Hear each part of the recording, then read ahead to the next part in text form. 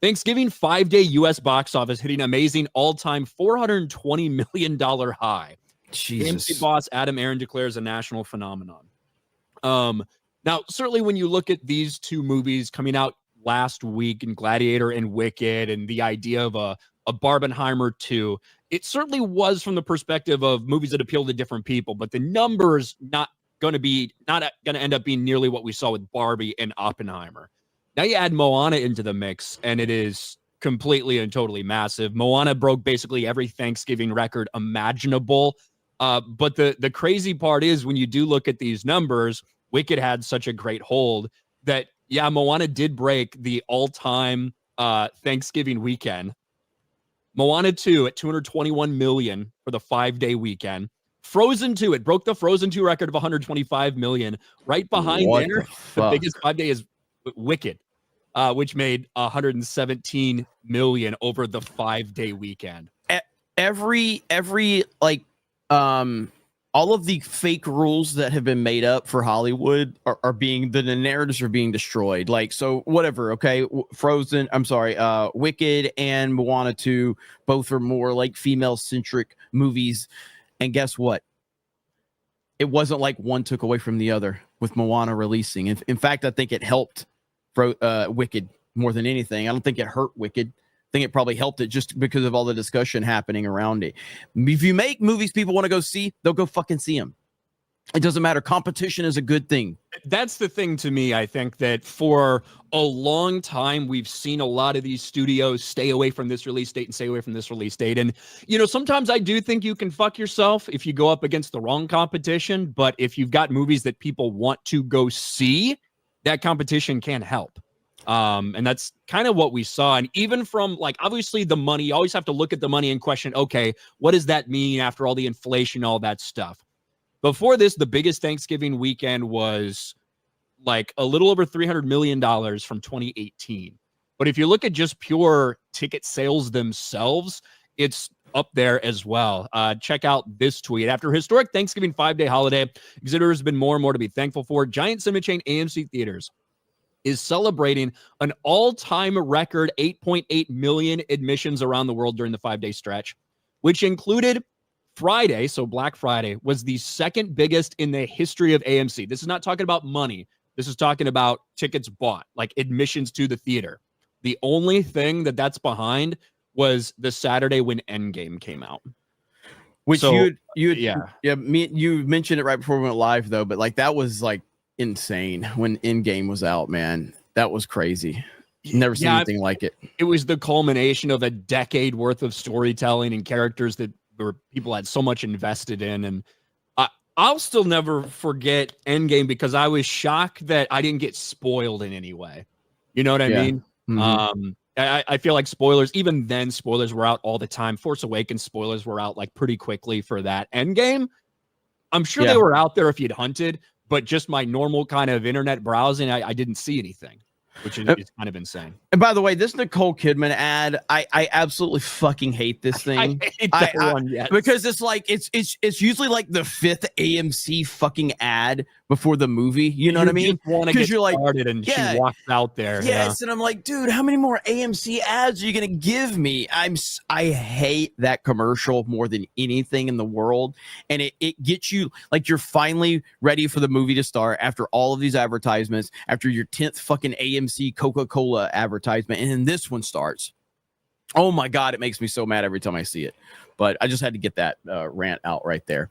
But yeah, I mean, Moana 2 is a wild one because I didn't hear any advertisements for this movie.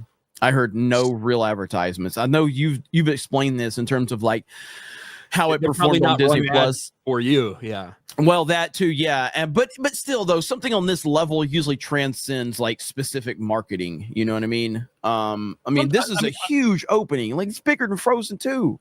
You know, now that so many of our ads are based on things we're watching that aren't television, there's very much specifically targeted, right? I can say that I don't know if I saw more than 1 or 2 ads for Wicked, period, before it released. But it's because the only time I'm watching commercials is if I'm watching live sports. That's pretty much it. You know, I saw one or two Moana things when I was maybe watching a game on ESPN or something like that, but that's really it.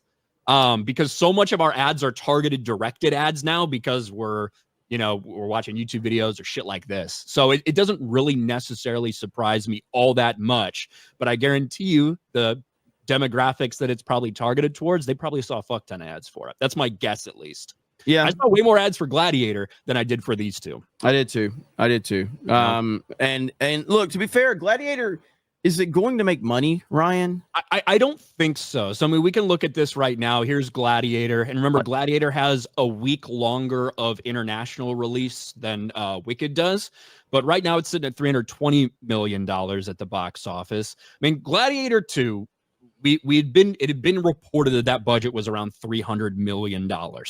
And the marketing for that, I don't know if we've gotten exact marketing, but you can probably assume at least $100 million. So $400 million total. That needs to make about $800 million to break even. Wicked, $150 million production budget, $150 million marketing budget. Now, do they have a lot of partnerships and stuff like that got them a lot more marketing for them? Yes. Marketing partnerships don't cost anything. It's supposedly, there's no charge there. It's mutually beneficial. That's what they're hoping, right? Starbucks partners with Wicked. They're like, of course you can use this because you'll be promoting the movie. We'll help you sell things. There's no money exchanging hands there. So Wicked, $600 million worldwide to break even. So if both these movies end up hitting $700 million, one will make money and one will not. You know, that's kind of the way to look at it.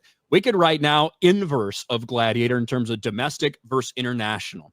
Now, it hasn't opened in China, in France, and Germany, and a handful of other European countries. I don't think it's going to do much in China. I just don't see there being a demand for this in China, but maybe there will be. I don't think so. The European market's probably a little more so based on what we've seen so far. But with the hold that it's had and the good word of mouth, I think it's a lock for 450, maybe getting to $500 million domestically. And we'll see. I think maybe it'll creep up to $200 million international. I still think $700 million is probably where it's going to end up. Mm-hmm. It's a phenomenon here in the United States domestically. But kind of one of the things I said from the beginning is I don't know how much international pull it will have, and that pretty much has seemed true. Yeah, I guess we'll see. But yeah, that international, this is what people miss about a lot of this stuff. Like when you talk about like the Fast and Furious movies, you know, when they do so much money, people don't realize how much they're doing internationally. It's absolutely retarded. Yeah. How much they're doing. Same with like movies like Frozen and stuff like that. All the animated movies you look at, from whether it's Disney, whether it's Universal, whatever, all these animated movies do massive fucking numbers internationally.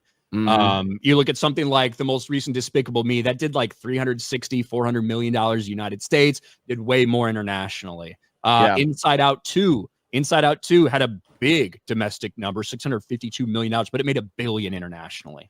Mm-hmm.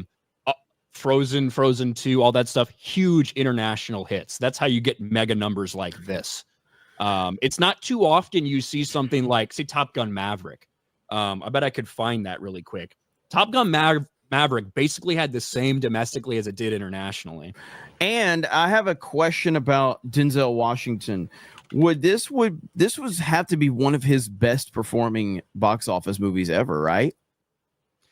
If you think about it, because he's not been in a lot of like big, huge blockbusters. He's the blockbuster personally, but his movies typically do a couple $100 million at their peak because he's never really tied to like big franchises and things like that. I would argue this might be one of his biggest box office movies ever. I don't know though. We'd have to look that one up and see. You're probably not wrong. I can't think of a movie he's been in that would have like this huge box office because he's not in like superhero movies that like drastically kind of inflate that kind of thing. Yeah. So here, look at Top Gun Maverick. That's why this was kind of such an insane phenomenon here. That's crazy. It's 742 million. Like that's crazy. That is huge, man. Look at that.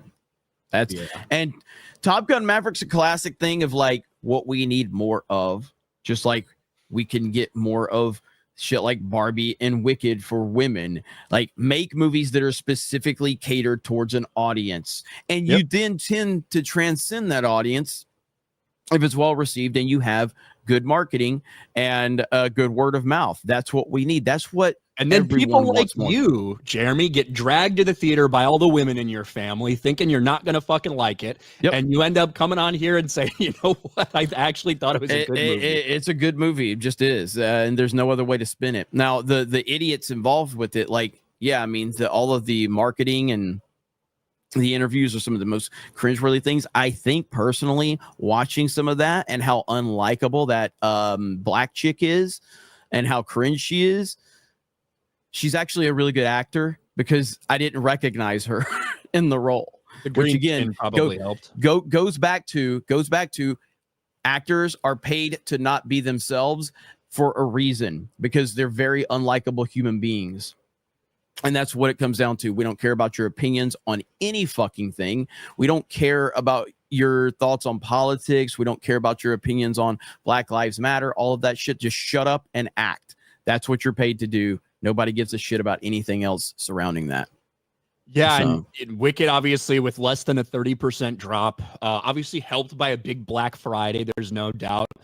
That 5-day weekend is the biggest live-action Thanksgiving ever. Whew. In its second week of release. And think about back during COVID where people were like wondering, will we ever go to the movies again and things like that. Now, that doesn't mean that movie theaters are out of the, danger zone or something like that. Like, this really comes down to, you've had moments like Barbenheimer, you've had this shit right here with all of these movies, and you've had some successes along the way as well. They've got to get better about consistency, and we'll see if that happens. I personally think you're going to see a slight shift in entertainment now with President Trump being in office. It seems like things are shifting slightly. It doesn't mean we're going to have some overhaul per se, but Hollywood is a very reaction oriented business. And I do think that more and more people are going to get comfortable with hopefully going out there and making good entertainment. I did see a Zachary Levi movie trailer before Wicked. It was something to do with a little kid with autism or something like that. It was like a family friendly, like just a genuinely Harold good in the Purple Crayon. No, what the fuck was it? Somebody will say the title of it, but like, so yeah, I was like, oh shit, so it looks like it's actually got like a good vibe to it. Somebody will probably say it in the chat, whatever it was. That's the first I'd heard of it, by the way, too. I hope that we start seeing more stuff like that. We shall see. So, I'm all for little kids with autism. That's the type of entertainment I'm all for. I bet a lot of people in this chat could relate to it.